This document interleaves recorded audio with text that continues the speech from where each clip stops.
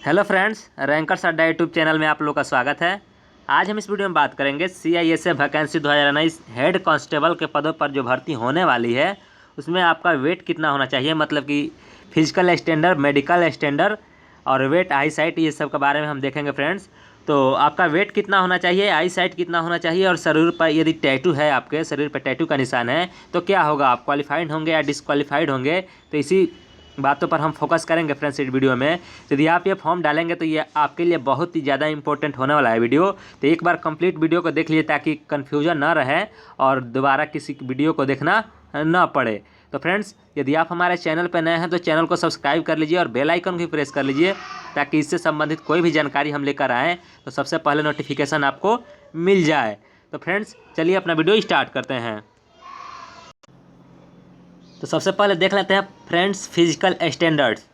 Physical standard देखेंगे पहले, उसके बाद देखेंगे मेडिकल स्टैंडर्ड, उसके बाद देखेंगे आपका आई साइट कितना होना चाहिए, फिर वेट कितना होना चाहिए, आपको बॉडी पर टैटू है तो वो सब कितना होना चाहिए या नहीं होना चाहिए। ठीक है फ्रेंड्स, तो ये फिजिकल स्टैंडर्ड के बारे में ऑलरेडी हम बात कर चुके हैं, लेकिन फिर भी यहाँ पर शॉर्ट में देख लेते हैं क्योंकि आप वो वीडियो नहीं देखे हैं तो वहाँ पर बहुत डिटेल्स में चर्चा किए, तो वो देख लीजिएगा, डिस्क्रिप्शन में लिंक है, अभी इसको देखते हैं शॉर्ट में। तो कैटेगरी देख लीजिए फ्रेंड्स। कैटेगरी है आपका मेल, हाइट मेजरमेंट यदि for the candidate except schedule caste tribe candidate. तो ये जो मतलब ST को छोड़कर जितने भी कास्ट हैं आपके आ जाएंगे, SC, OBC, जनरल, अनरिजर्व मतलब कि, तो उनका 1.65 होना चाहिए, 165 सेंटीमीटर। ठीक है। और यहाँ पर अनएक्सपेंडेड चेस्ट का जो मेजरमेंट है 77 मतलब कि 77 सेंटीमीटर होना चाहिए, और एक्सपेंडेड मतलब कि फुलाने पर आपको 82 सेंटीमीटर मतलब कि 5 सेंटीमीटर का आपको फुलाना है। ठीक है। यहाँ पर फीमेल के लिए देखते हैं वही जो अनरिजर्व, OBC और SC के लिए तो 155 सेंटीमीटर चाहिए। ठीक है। और यहाँ पर चेस्ट के लिए कुछ नहीं दिया गया इन्हें। यहाँ पर all candidate belonging to scheduled tribe categories, यहाँ पर ST के लिए दिया गया है 162 सेंटीमीटर हाइट होना चाहिए, और चेस्ट कितना होना चाहिए, अनएक्सपेंडेड 76 सेंटीमीटर मतलब कि 76 सेंटीमीटर, और एक्सपेंडेड मतलब कि फुलाने के बाद 81 सेंटीमीटर, बिना फुलाए 86 सेंटीमीटर, फुलाने के बाद 81 सेंटीमीटर, मतलब कि आपको फुलाना है, एक्सपेंड करना है 5 सेंटीमीटर। ठीक है। यहाँ पर हाइट मेजरमेंट फीमेल के लिए ST कैंडिडेट हो तो 50 सेंटीमीटर रहेगा। और देखिए यहाँ पर रिलैक्सन मतलब कि छूट दिया जाएगा उन सब कैंडिडेट के लिए, किन लोगों को छूट मिलेगा, यहाँ पर कुछ दिया गया, इसको देख लेते हैं friends. Relaxable for candidate following in the categories of Garhwalis, Kumaoni, Gorkhas, Dogras, Marathas and candidate belonging to the state of Sikkim, मतलब ये राज्य है, ये जाति था, सिक्किम, नागालैंड, अरुणाचल प्रदेश, मणिपुर, त्रिपुरा, मिजोरम, मेघालय, असम, हिमाचल प्रदेश एंड जम्मू एंड कश्मीर। तो इन सब स्टेट जितने भी यहाँ पर दिए हैं, इन सब में से आप यदि बिलोंग्स करते हैं, वहाँ से हैं आप, तो आपको भी छूट मिलेगा। यहाँ पर आपके लिए जो हाइट होगा वह 162.5 सेंटीमीटर होगा, और चेस्ट जो होगा आपका अनएक्सपेंडेड मतलब कि बिना फुलाए 77 सेंटीमीटर, और फुलाकर 82 सेंटीमीटर होना चाहिए। ठीक है। यहाँ पर फीमेल के लिए है, यदि इस कैटेगरी से या इन सब स्टेट से बिलोंग्स करते हैं तो 150 सेंटीमीटर चाहिए। ठीक है फ्रेंड्स, ये था फिजिकल स्टैंडर्ड। ठीक है। तो ये कम्प्लीटली आप समझ गए होंगे, उम्मीद करते हैं। यहाँ पर नोट देखिए, नोट में कुछ दिया गया है। Ex serviceman candidates are eligible for total relaxation in physical standards.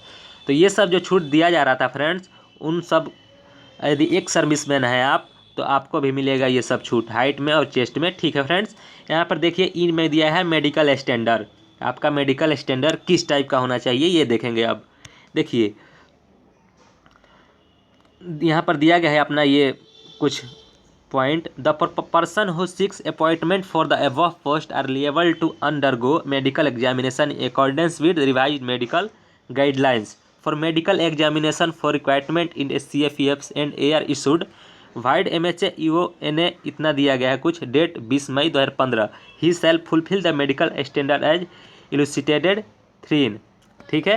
तो यहाँ पर ये जो दिया गया है सब मतलब कि पॉइंट, ये आप फुलफिल यदि करते हैं ये 20 मई 2015 के अनुसार तो आपको सिलेक्शन किया जाएगा, बाकी नहीं तो डिस्क्वालीफाइड कर दिया जाएगा। तो यहाँ पर देख लीजिए, आपको जो इसमें कमी है पूरा कर लीजिए PhD से पहले, मतलब तो बहुत अच्छा रहेगा फ्रेंड्स। 1 नंबर वेट आपका कितना होना चाहिए, corresponding to height and age पर medical standard for male and female.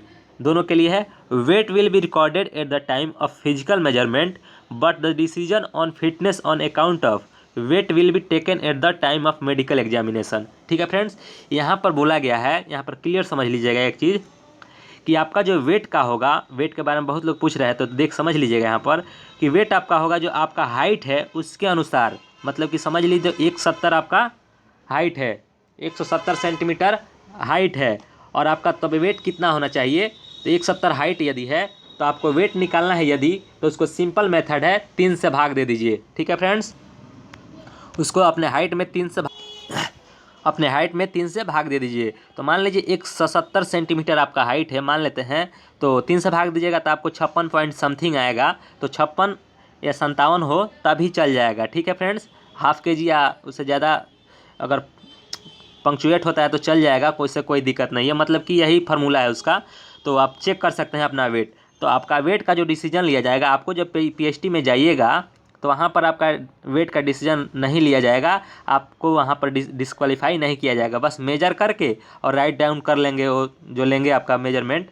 तो ठीक है, आपका जो डिसीजन होगा वहाँ पर होगा। जब आप मेडिकल एग्जामिनेशन में जाइएगा तब मेडिकल एग्जामिनेशन में आपको ये सब के वजह से यदि कम होता है तो आप डिस्क्वालीफाई हो सकते हैं और ज़्यादा होता है तभी डिस्क्वालीफाई हो सकते हैं।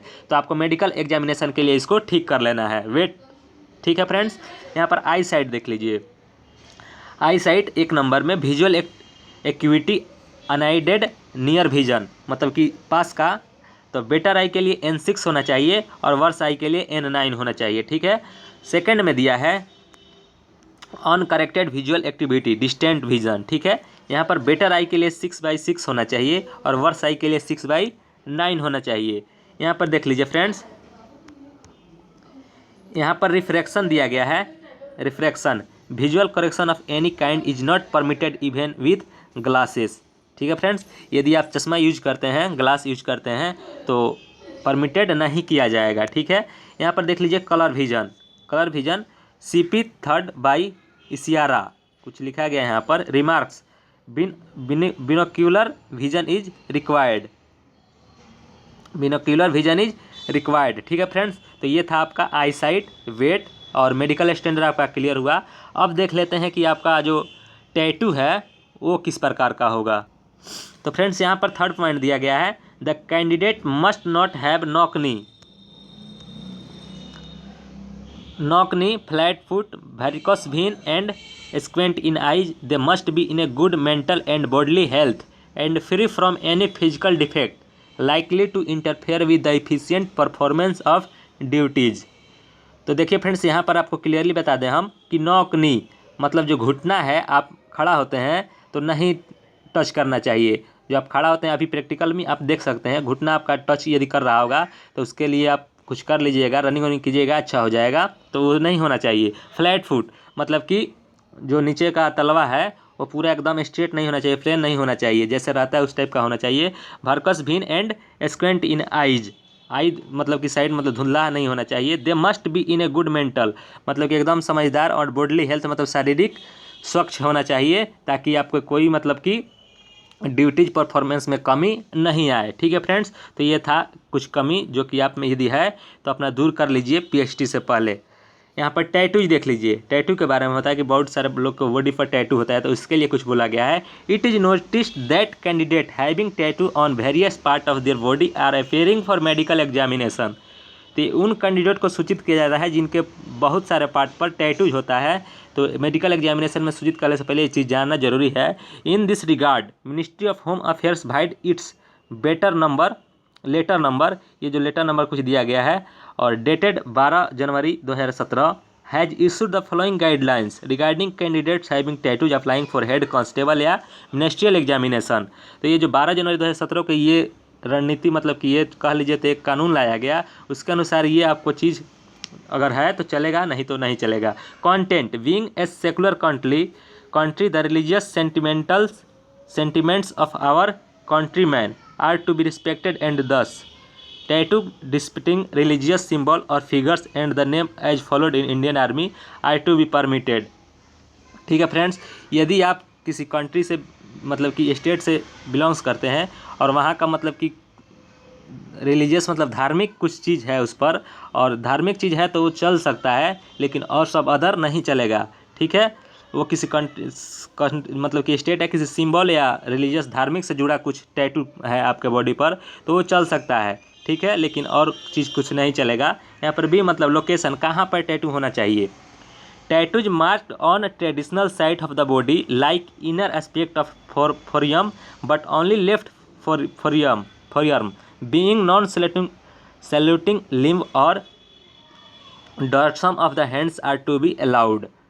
लोकेशन जो आपका बॉडी है ओनली लेफ्ट में ही होना चाहिए फ्रेंड्स, और भी बॉडी के मतलब कि हाथ में इनर में होना चाहिए और लेफ्ट में होना चाहिए, ताकि आप सैल्यूट दें तो आपका जिस हाथ से मतलब आप सैल्यूट देते हैं राइट हैंड से उसमें नहीं होना चाहिए। और कितना बड़ा होना चाहिए ये भी दिया है, size must be less than 1/4 of the particular part elbow और हैंड ऑफ द बॉडी। जो आपका हाथ है उसके 1/4 पार्ट यदि आप मेजर कर लीजिए, उसके अनुसार 1/4 में यदि है टैटूज तो वो चलेगा, उससे ज़्यादा बड़ा हुआ तो नहीं चलेगा। तो ये सब थे फ्रेंड्स कुछ मेडिकल स्टैंडर्ड के लिए ज़रूरी चीज़ें, उम्मीद करते हैं अच्छा से समझ गए होंगे।